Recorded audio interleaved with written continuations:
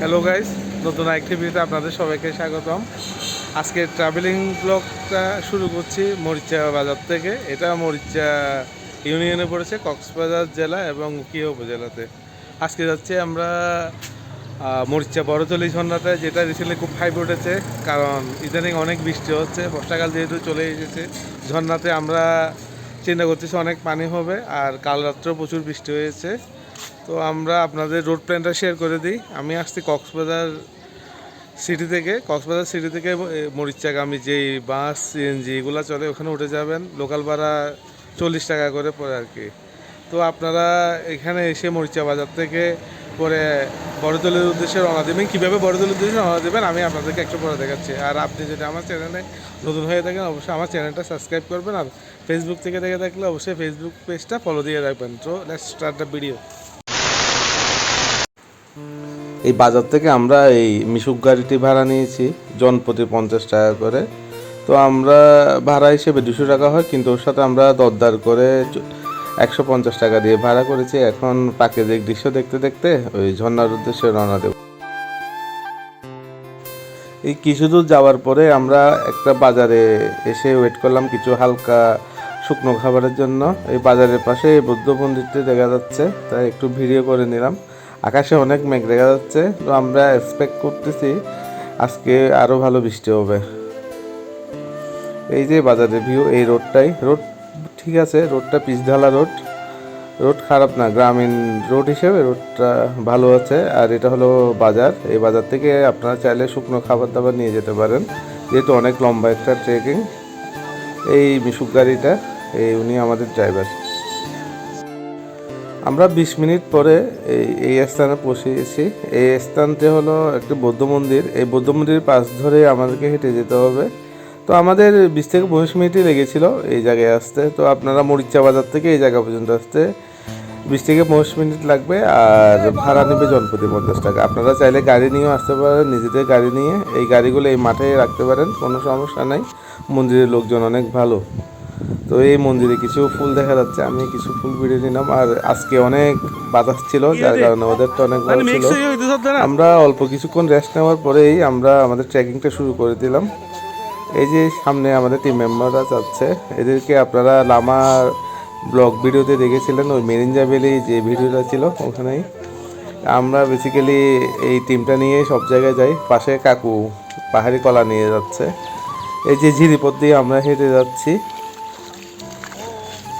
পানিগুলা ঠান্ডা ছিল যেহেতু ঝিরির পানি, আর পাহাড় থেকে বেয়ে আসতেছিল। রোডটা অনেক কাদাময় ছিল যেহেতু বৃষ্টি পড়েছে, অনেক স্লিপি ছিল। তা আমি একটা রাবারের স্যান্ডেল পরে গেছিলাম। তো আপনারা চেষ্টা করবেন ভালো গ্লিপওয়ালা জুতা নিয়ে আসার জন্য। জুতা হলো এই ট্রেকিং রোডের জন্য একদম বেস্ট। এই রোড দেখা যাচ্ছে অনেক কাদা, আর যেহেতু পাহাড়ি রাস্তা তো এক্সপেক্ট করবেন না পথটা ভালো হবে। এই যে দেখুন পাহাড়ি ভিউ, পুরাই গ্রিন, অনেক সুন্দর ছিল। মনে হচ্ছে আমরা ছোটোখাটো একটা কাশ্মীরে চলে এসেছি, যদি এটা কাশ্মীর না, কাশ্মীর আরও অনেক সুন্দর। আপনারা চেষ্টা করবেন এই কিছু পানি বহন করে নিয়ে যাওয়ার জন্য। একজন 2 লিটার করে হলে হবে। তো এটা আসলে একটা কষ্ট, 2 লিটার পানি হাতে নিয়ে যাওয়া। তারপরও তো পানি তো খেতে হবে ট্রেকিং করার জন্য। তো চেষ্টা করবেন আপনারা প্রচুর পরিমাণে পানি নেওয়ার জন্য। প্রত্যেক টিম মেম্বারকে একটি করে বোতল ধরিয়ে দিবেন, তাহলে কষ্টটা সমান ভাগে ভাগ হয়ে যাবে, তেমন আর বেশি প্রেশার পড়বে না। তা আমি অনেক দূর হাঁটলাম, হাঁটার পরে এই পথটা পেয়েছিলাম, তাই ভাবলাম একটু ভিডিও করে নিই। তো ট্রেকিং করার সময় একটা কথা মাথায় রাখবেন, আস্তে আস্তে করে মুভ করবেন। বেশি তাড়াহুড়ো করে মুভ করতে গেলে শরীরে প্রেশার পড়বে। তা আমরা মোটামুটি 1 ঘন্টা 45 মিনিটের মতো ট্রেকিং করেছি। এই ট্রেকিংয়ের ভিডিওগুলো দেখলে বুঝতে পারবেন। ওই দিন শুক্রবার ছিল, শুক্রবার হওয়াতে ওখানে পানির চেয়ে মানুষ বেশি ছিল। তারপরেও যেহেতু এটা পাহাড়ি একটা রোড আর টুরিস্ট স্পট হয়ে গেছে জনপ্রিয়, তো আপনাদের যেতে ভালোই লাগবে, আশা করি মন্দ হবে না। আর এটা একটা সস্তা বাজেট ট্যুর। আমার সর্বমোট 420 টাকার মতো খরচ হয়েছিল কক্সবাজার থেকে আসতে যাওয়া এখানে, আর দুপুরে কিছু শুকনা খাবারের জন্য।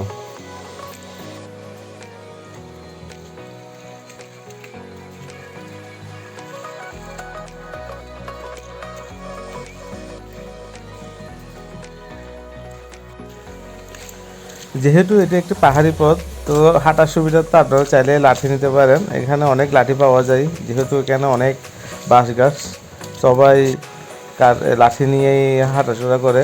তো এই যে আমাদের টিম মেম্বার, ওর নাম হলো এনাম, ও আমাকে অনেক সাপোর্ট করেছে, ও আমার সবসময় পাশেই ছিল, এক ছোটো ভাইয়ের মতো। দেখুন এই ভিউটা কীরকম, আমার তো অনেক সুন্দর লেগেছে, আপনাদের কেমন লেগেছে জানি না। হালকা হালকা মনে হচ্ছে পাহাড় ধস হয়েছে, যেহেতু অনেক বৃষ্টিপাত ছিল। তবে রোডটা অনেক সুন্দর, ঝিরিপথ দিয়ে যাবেন। এই যে ছোটোখাটো কিছু ঝর্ণা পাবেন, ঝর্ণাগুলোতে যেরকম পানি আমরা এক্সপেক্ট করেছিলাম ওরকম পানি আমরা পাই। অবশেষে 45 থেকে 1 ঘন্টা 45 মিনিট ট্রেকিং করার পরে এখানে আসলাম। যদিও আমরা আশারূপ, ঠিক আছে, আশারূপ পানি আমরা পাই নাই, যে পানি পাওয়ার কথা ছিল এই পানি আমরা পাই নাই। তা আসলে বিষয়টা দুঃখজনক, হতাশ হয়ে ফিরে যাচ্ছে। প্রায় 1 ঘন্টা 45 মিনিটের মতো আমরা ট্রেকিং করেছি। আপনাদেরকে যদি আমরা এই পথগুলো দেখাতে চাই, তাহলে দেখবেন এই পথগুলো অনেক রিস্কি। যে পরিমাণ রিস্ক নিয়ে এখানে এসেছি সেই পরিমাণ পানি কিন্তু আমরা পাই নাই। তা আসলেই দুঃখজনক। কি পরিমাণ রিস্কি রোড দেখেন, ওই পরিমাণ পানি আমরা পাইলাম না। তো আমরা সামনে আরেকটা ঝর্ণাতে যাচ্ছি, দেখি ওটাতে কিছু পাই কিনা।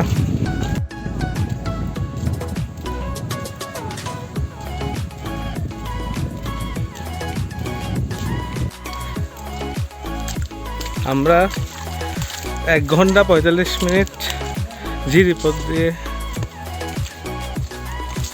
ট্রেকিং করে আসলাম। পানি নাই ভাই, হতাশ পানি নিয়ে সবাই হতাশ হয়ে ফিরে যাচ্ছে।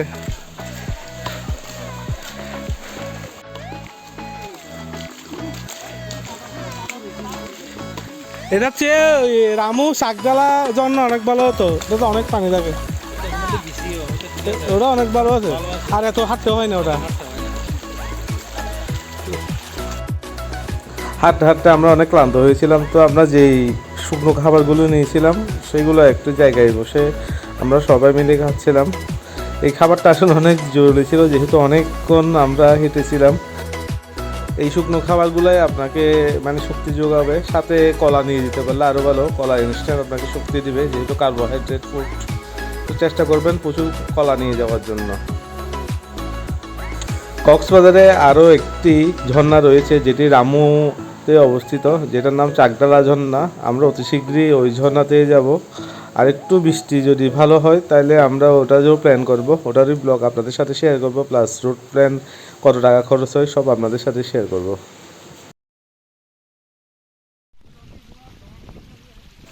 ইতিমধ্যে আমরা সেকেন্ড ঝর্ণায় চলে এসেছি। এখানে মোটামুটি অনেক পানি পেয়েছিলাম, হতাশ ছিলাম না। এই যে ছোটো ভাই অনেক দুষ্টামি করতেছে।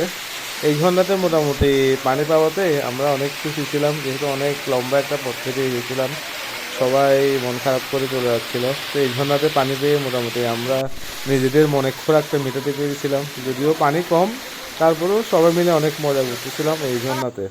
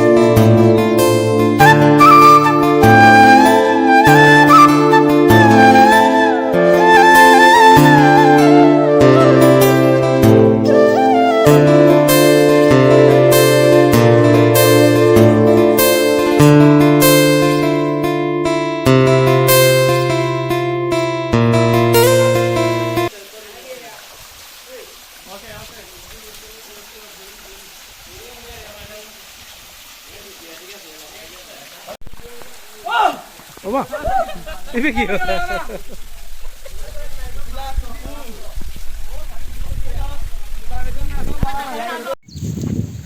ভিডিওটা কেমন লাগলো অবশ্যই জানাবেন।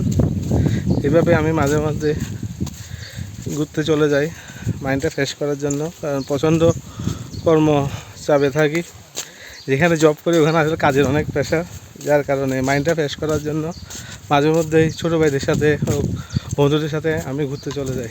তো ভিডিও কেমন লাগলো অবশ্যই জানাবেন। আর আপনি যদি আমার ভিডিওতে নতুন হয়ে থাকেন অবশ্যই আমার ভিডিওটা লাইক করবেন, আর ইউটিউব থেকে দেখে থাকলে অবশ্যই আমার চ্যানেলটা সাবস্ক্রাইব করবেন। আমার চ্যানেলের নাম হলো ওয়াক উইথ সাজু, আর ফেসবুক পেজের নাম হলো walk with Saju. So good bye, tata.